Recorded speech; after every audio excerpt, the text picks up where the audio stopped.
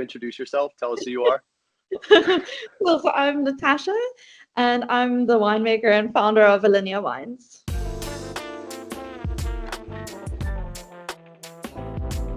What would you say, like, Alinea, what is like the ethos of Alinea?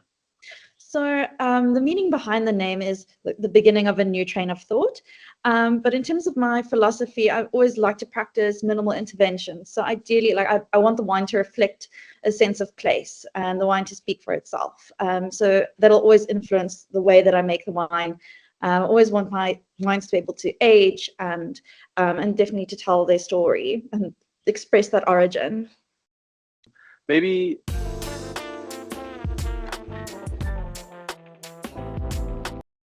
maybe you can kind of start by telling me your story. Like, how did you get into wine? How did you find yourself becoming a winemaker?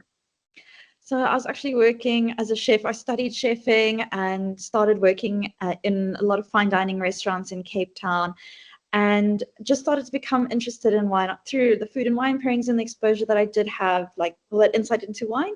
And that sort of sparked this curiosity about what was happening in the glass. And it sort of led me on that journey into wine. Yeah, so I like after tasting a lot of wines and developing that curiosity, I really wanted to work at a winery. So I had no experience. I just thought, let me just launch myself into doing a harvest and sort of see what that's all about. So I actually approached Cape Point Vineyards, and I, sort of said, "Can I help you for the harvest?"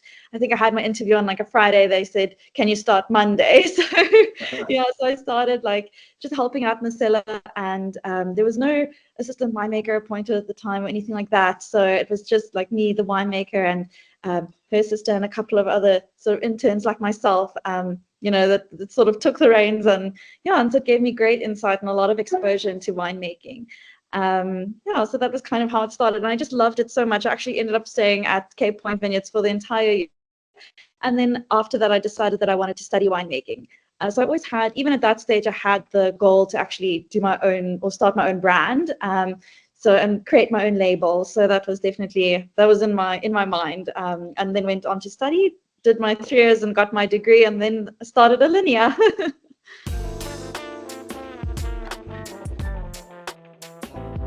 Planted some vines. Like so I know you planted a vineyard, and I was like looking it up on the map, and I've only driven down to that part of the Cape to go see the penguins and go down to the Cape of Good Hope and like do the whole tourist thing. But I imagine, like, I would love to hear more about the vineyard you planted and like the climate, because I imagine that place is windy and like pretty damn hard and cold and like hard to grow grapes. So I'd love to hear about that vineyard you planted. Yeah, definitely. So it was actually two small blocks, two little vineyards. So the one side is a Stokbepalki Syrah. So 4 different clients all planted together on one side, sort of sloping down the side of the mountain. And on the other side, like really against the Dassenberg Koppie, is the white field blend side. So it's 6 different varieties all interplanted. So it's Grenache Blanc, Chenin Blanc, Vidaire, Colombo, Roussanne, and Semillon. So those varieties all interplanted. Also Stokbepalki, and all organically farmed. So as you said, yeah, look, the conditions are very challenging. Like, it is cold and the wind comes straight off the sea. So we're just situated a couple of kilometers from the sea. So I mean, the vines do enjoy a lovely sea view, but yes, it is definitely very intense with the wind. Yeah, and definitely cold, but it's actually quite a nice spot. You get lovely long and slow ripening under the cooler conditions. So yeah. And it's north And facing, so there's enough warmth, so it's like a warmer slope, but with all of the other conditions to sort of cool as well. are there many, so this is in the Nordhook, yeah? That's Yes. the like the greater area. And are there Yes. any other vineyards planted there? Yeah, so there are a couple of small vineyards, which are, sort of in people's back gardens, basically. But the the closest winery will be Cape Point Vineyards, which is a couple of Okay, kilometers away. So that's the cool. only winery on the side.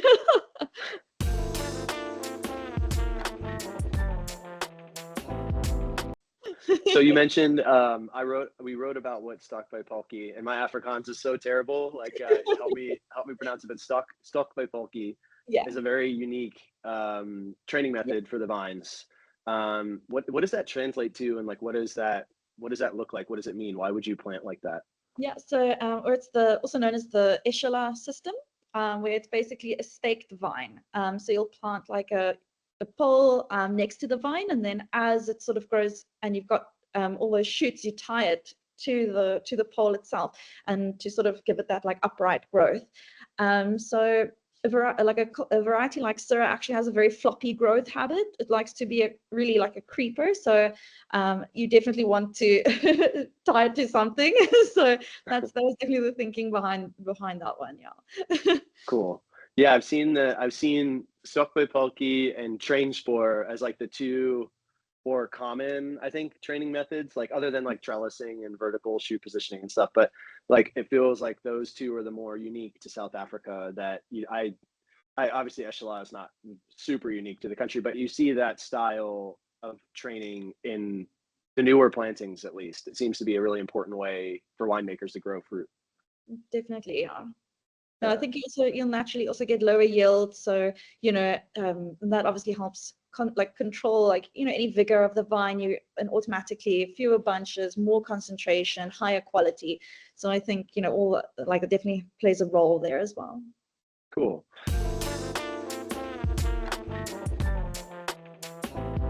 You just harvested your first crop off that vineyard, right? Yes, 2024 is the first vintage. So it was so exciting. Nice. Yeah. How's it coming along so far? It's in barrel now? In barrel, so very, very nicely at the moment. Yeah, just ticking away, just taking its time. Yeah, and I'll probably bottle near the end of the year. Yeah.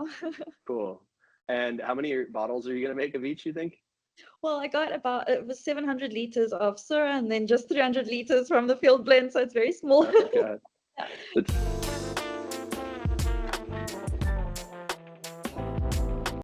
So I see field blends becoming. I think people are talking about them more, whether Yeah. it's here in California, Portugal, obviously known for it, but South Africa, it's an important part of the history of winemaking there. Yeah. Yeah, definitely. So I think, or if I go back in history, there was definitely when people first started planting in South Africa, I think like not everything was very well documented. So you often find like especially the older vineyards where there's certain things or there's certain varieties that are popping out in like a vineyard where it's definitely not what is planted there today, but there'll be like one or two rows of a very strange variety in a block. So yeah, that's definitely part of the history. Cool. And so, like, do you find like an advantage to it today, or is it like an homage to the past, or like what's the reason for? Because I think it's so cool. Obviously, what you're doing, I work with Brookdale, who has a 16 grape white field blend and a 20 grape red, and I think it's so fun because not only is it this interesting homage to the past, it's probably very fun for you as a previous chef to kind of dig into the spice chest in a lot of Yeah. different ways. But I recently paired the Brookdale 16 with a fermented like restaurants cuisine, a red vegetarian cuisine, and then a very like Japanese cuisine.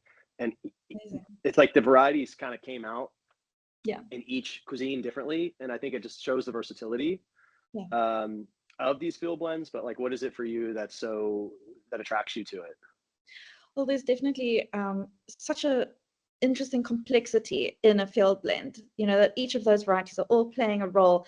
And I mean, when I was still like trying to determine what varieties and how much of what, it really was like thinking about that ultimate blend and what each of these varieties are going to bring to the table and how to create something quite unique.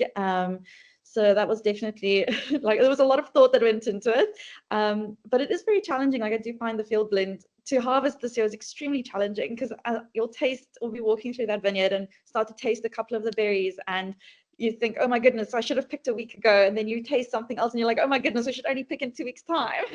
Yeah. So it's very challenging, and I think like all of that ultimately coming together creates each variety contributing what its characters are, and all it they opt like at different ripening stages as well, and because it is a true field blend, so everything is going to be crushed together and the juice fermented together. So yeah, so it is.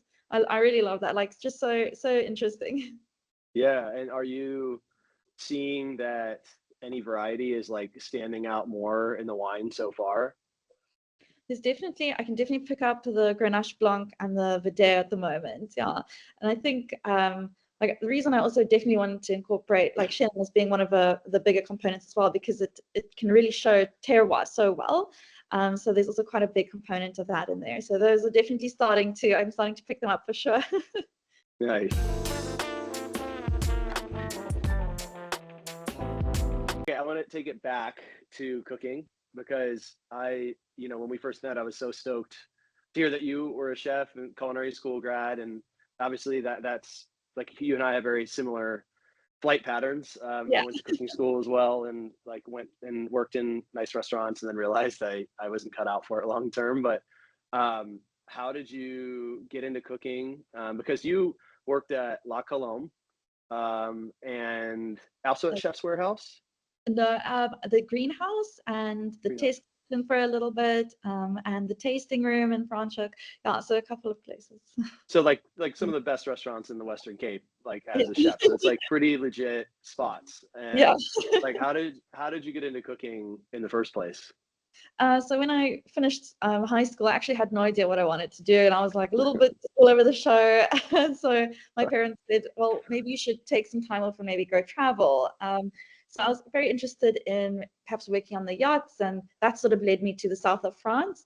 And then working on the yachts, of course, I met a lot of chefs, and it was just something that I just found so interesting, all this ability that they had to just go to the local market, get their ingredients, and create such beautiful dishes. So I mean, neither of my parents are foodies or can cook at all. So, so it was definitely, I was amazed, absolutely blown away that there was like food outside of like a sandwich for dinner. That's amazing. So you went to work on a yacht out of high school before going to college, just trying to figure out what you wanted to do. Yeah, and after meeting all these, or different chefs and seeing that, they gave me such a good insight into like the world of food. So I thought, wow, this is something that I really want to do. I want to have that ability to cook. And then I came back to South Africa and went to Silwood Cookery School. So I did my 3 years in that as well. Nice.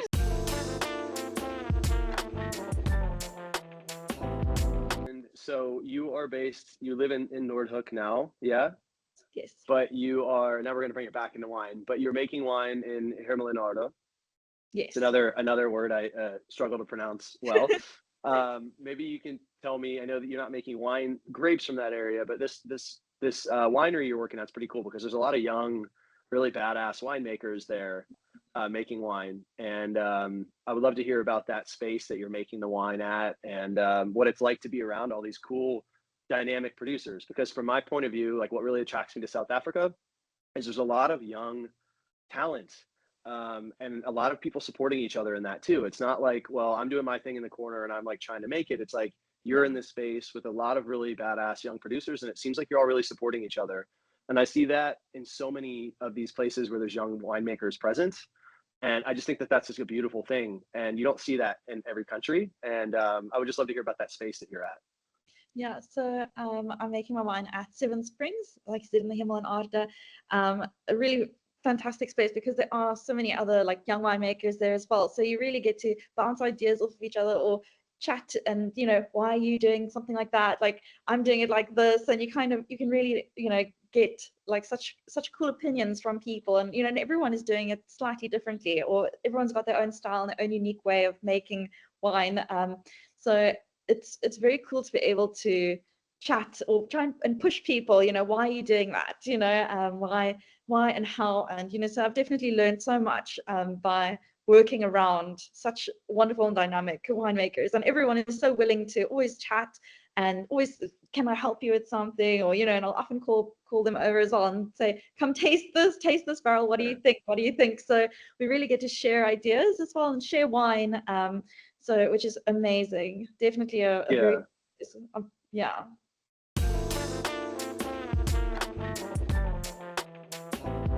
Have you had any moments where you've been able to like give back and help your peers in this? Any like stories where you were like, yeah, cool, I was able to help out? Yeah, definitely.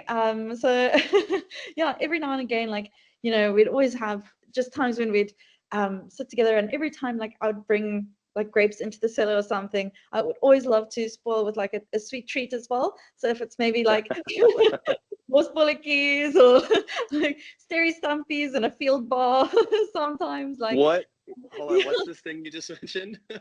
Sterry Stumpies in South Africa. It's like a milkshake drink, and which is like something from our childhood. And I would literally arrive with my field bar filled with ice and Sterry Stumpies for everyone, just Oh my because God. time. So, and it's like, come on, let's get through this. Let's get through the day. Just, and always beer. There's always like heaps of beer Oh, in the harvest fridge. yeah. Yeah, For sure. I feel like that's always the case here as yeah. well. Okay, so how do you say the milkshake? It's Fury Stumpy? Sterry Stumpy.